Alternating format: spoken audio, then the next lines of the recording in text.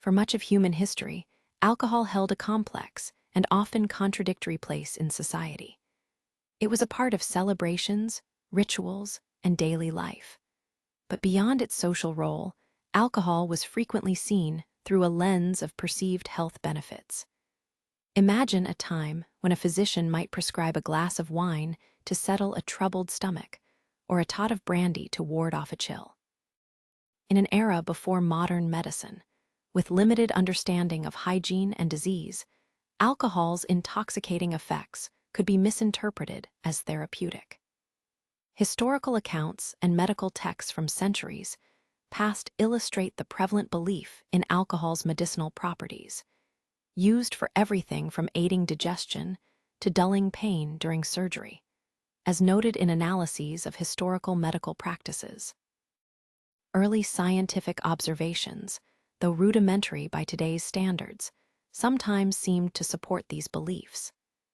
There were studies that hinted at positive correlations, perhaps between moderate wine consumption and certain health markers. These findings, often enthusiastically reported, cemented the idea for many that alcohol, in moderation, could be good for you. The concept of the French paradox, suggesting that a diet rich in saturated fats was offset by regular wine drinking, captured the public imagination, offering a comforting justification for ingrained habits. Early to mid-20th century texts, while also noting some negative effects, still reflected a belief in certain therapeutic uses of alcohol. But science is a journey of continuous discovery, a process of questioning, testing, and refining our understanding of the world. As the tools of research became more sophisticated, as studies grew larger and more rigorous, cracks began to appear in the facade of alcohol's supposed health benefits. Scientists started to identify limitations in older studies. Factors like participant lifestyle, diet, and socioeconomic status weren't always adequately controlled, potentially skewing the results.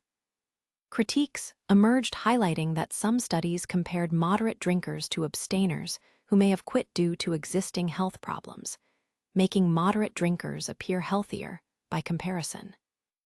The advent of long-term, large-scale epidemiological studies and advancements in molecular biology began to unveil a far more complex and, frankly, alarming picture. We started to understand the intricate ways alcohol interacts with our bodies at a cellular level. We learned that ethanol, the alcohol we drink, is processed by the liver. But this process creates toxic byproducts that can damage cells throughout the body. The initial focus on potential heart benefits was overshadowed by overwhelming evidence of alcohol's role in a multitude of devastating diseases. The link between alcohol and cancer became undeniable. Research showed definitively that alcohol is a carcinogen, increasing the risk of cancers in the mouth, throat, esophagus, liver, breast, and colon, even at levels previously considered moderate. The World Health Organization and other leading health bodies now explicitly state the causal link between alcohol consumption and various cancers. For women, the risk of breast cancer increases with even a single drink per day. The liver, the body's filter, bears a heavy burden. Chronic alcohol consumption can lead to a spectrum of liver diseases, from fatty liver to the irreversible scarring of cirrhosis, a condition that can be fatal. Statistics from organizations like the CDC highlight the significant number of liver disease deaths attributable to alcohol each year. But the damage doesn't stop there. Alcohol weakens the heart muscle, contributes to high blood pressure, and increases the risk of stroke.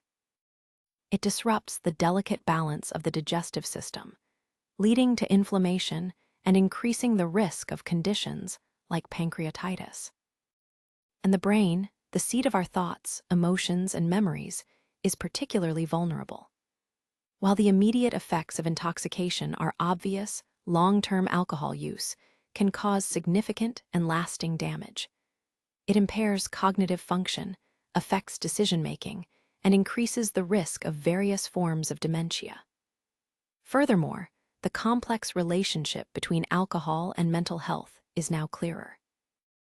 While some may turn to alcohol to self-medicinate, it often exacerbates conditions like anxiety and depression, trapping individuals in a dangerous cycle.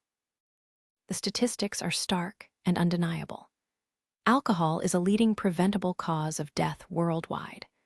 According to the CDC, excessive alcohol use leads to tens of thousands of deaths annually in the United States alone.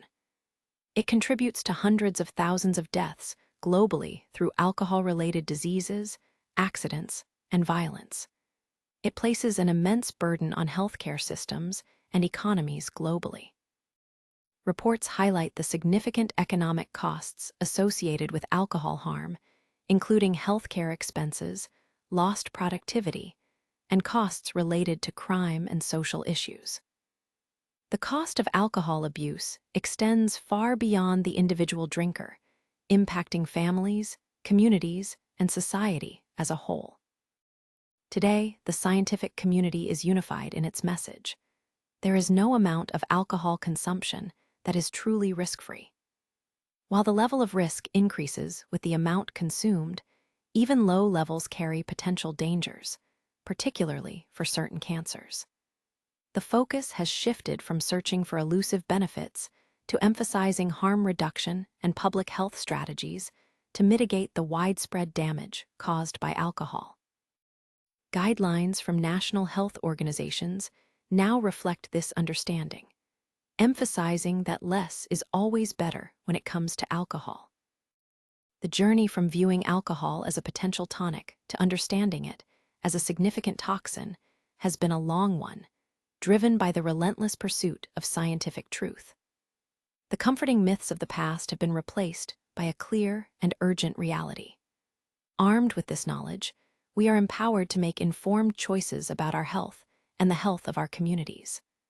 Understanding the true dangers of alcohol is the first crucial step towards building a healthier future.